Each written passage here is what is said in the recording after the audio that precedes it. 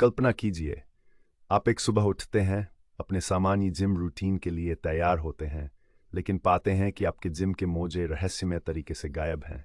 ये एक साधारण कपड़े धोने की गड़बड़ी लगती है ना? मैंने भी यही सोचा था, जब तक कि चौंकाने वाला सच सामने नहीं आया।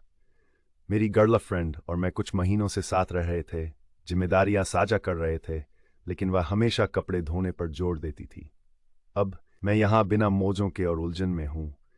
जब मैंने उससे गायब मोजों के बारे में पूछा तो वह लाल हो गई, अस्पष्ट मुझे नहीं पता कहकर कमरे से बाहर चली गई। उलझन में और थोड़ा चिंतित मैंने इसे जाने दिया और काम पर चला गया। जाते समय मैंने कचरा बाहर फेंकने का फैसला किया। तभी मैंने एक छोटा अर्धपारदर्शी प्लास्टिक बैग देखा जिसमें मोजे जैसे कुछ दिखाई दे रहे थे। जिज्ञासा से भरा मैंने बैग खोला और गंध ने मुझे झकझोर दिया। ये मेरे जिम मोजों से भरा था, जो खैर मल से ढके हुए थे। स्पष्ट कर दूं, हमारे पास कोई पालतू जानवर नहीं है, कोई बच्चा नहीं है। तो मेरे मोजों पर किसका मल था? मैं इसे ऐसे ही नहीं छोड़ सकता था। मैंने बैग वापस अंदर लाया और अपनी गर्लफ्रेंड का सामना किया। ये जैसे बम फोड़ने जैसा था। उसने इसे लेकर मुझ पर कचरे में झांकने का आरोप लगाया, लेकिन बड़ा सवाल अभी भी बना हुआ था, क्या ये उसका मल था? और अधिक गर्मागर्म बहस और आंसुओं के बाद सच आखिरकार सामने आया। हाँ, वह बाथरूम में मेरे जिम मोजों का उपयोग कर रही थी। कीटाणुओं और अपने हाथ गंदे होने के डर ने उसे इस अजीब समाधान तक पहुंचा दिया था, और वह इसे लंबे समय से कर रही थी।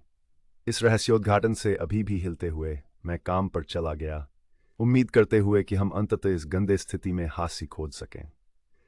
लेकिन जब मैं घर लौटा तो एक अलग कहानी मेरा इंतजार कर रही थी। उसकी बहन वहां थी, उसकी पैकिंग में मदद कर रही थी। मेरी बातचीत की कोशिशें धोखाधड़ी के आरोपों और इस तथ्य पर विस्फोटक प्रतिक्रिया के साथ मिलीं कि मैंने इसके बारे में ऑनलाइन पोस्ट किया था। पता चला कि उसकी बहन मोजे की स्थिति के बारे में जानती थी और इसे सामान्य मानती थी। सामान्य? वे मेरे मोजे का उपयोग कर रहे थे। मैं एक खाली अपार्टमेंट में खड़ा रह गया, बिना मोजों के, हैरान और अकेला, सिर्फ एक गंदे मोजे के रहस्य के कारण जिसे मैंने कभी आते नहीं देखा।